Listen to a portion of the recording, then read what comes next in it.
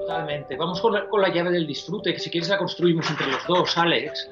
Eh, Conecta con... Has hablado de ella, has introducido algunos elementos de ella cuando hablábamos de la llave del juicio, ¿no? Que enseguida, lógicamente, cuando uno cuestiona normas, lo primero es la culpa, ¿no?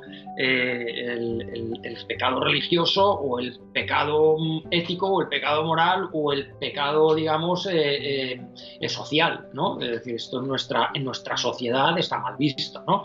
Hablo de pecado en términos totalmente metafóricos, para que se entienda, ¿no? Lo prohibido, ¿no? Claro, todo esto, lo que estamos hablando, el acceder a todos estos permisos, acceder a estas llaves, no se produce o puede llegar a generar cuando no ocurre sentimientos de culpa, ¿no? Detrás de, lo has expresado antes, dices, cuando hay culpa no puede haber alegría. Es decir, la culpa es un peso. Entonces, en la vida hay que diferenciar muy bien entre culpas y responsabilidades. Son dos cosas bien distintas, porque una culpa es una responsabilidad con signo. Y en la vida hay culpas que lo son, porque todos actuamos y a veces nos equivocamos y a veces hacemos daño, y para eso existe la rectificación, el perdón y la reconciliación. Entonces, la culpa no es mala per se, lo malo es la culpa enquistada. La culpa, bien gestionada, lleva al perdón, a la reconciliación y al crecimiento personal y a la mejora de toda relación. El problema es cuando hay una culpa inexistente, que suele partir de una responsabilidad que alguien te encasqueta, ¿no? Es decir, oye, tú eres el que te tendrás que ocupar de determinados problemas. Tú eres el que tienes que ser responsable de la felicidad de papá o de la felicidad de mamá. Tú tienes que ser responsable que tu hermano nunca entre en crisis. Tú tienes que ser, es decir, y no solo se te encasqueta esta responsabilidad, sino que se te responsabiliza si eso no ocurre. Sobre la parte de la responsabilidad eso hablaremos ahora en la llave de la entrega, pero la consecuencia de aquello es al final una culpa cuando el dolor o cuando el problema persiste. Tú eras el responsable, ¿no? Entonces, ¿qué sucede? Que, claro, si nosotros no entramos en ese juego, automáticamente se pone en marcha un mecanismo de culpa. No estoy haciendo lo que se espera que yo haga y por lo tanto voy a ser un egoísta. Cuando muchas veces en la vida, oye, cada uno con lo suyo, tú con lo tuyo, tú con lo mío. Y eso no significa ser egoísta, porque el problema muchas veces de culparnos de cosas que no son responsabilidad nuestra es que se establece una verdadera simbiosis con los problemas de otras personas y que llevan a relaciones totalmente tóxicas, ¿no?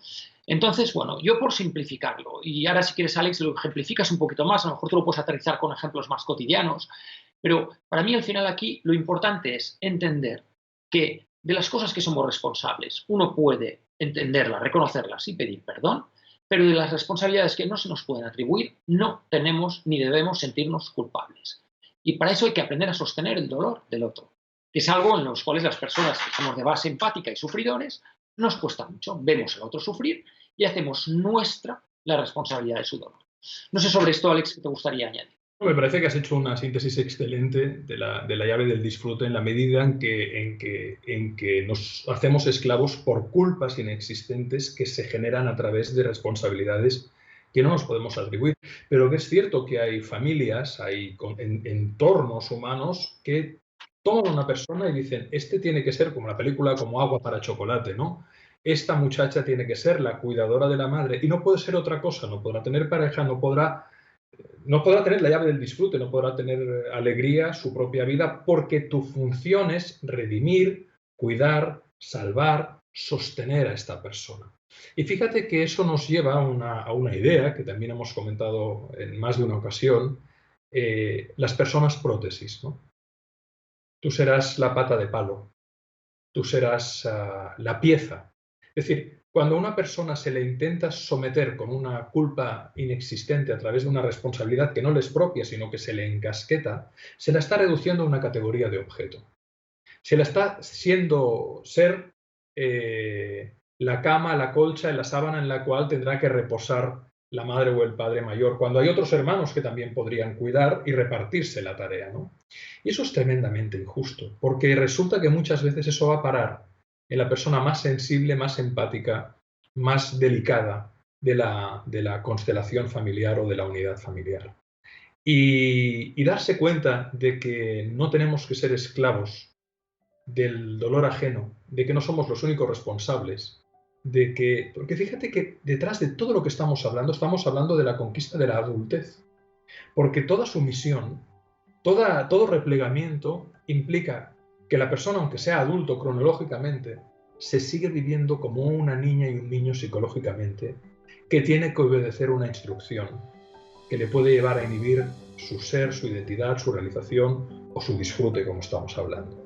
Creo que es una llave, por lo menos hemos recibido muchos mensajes en redes y en email y aprovechamos la oportunidad también para agradecerte, si eres lectora o lector del libro, el feedback que nos estáis dando.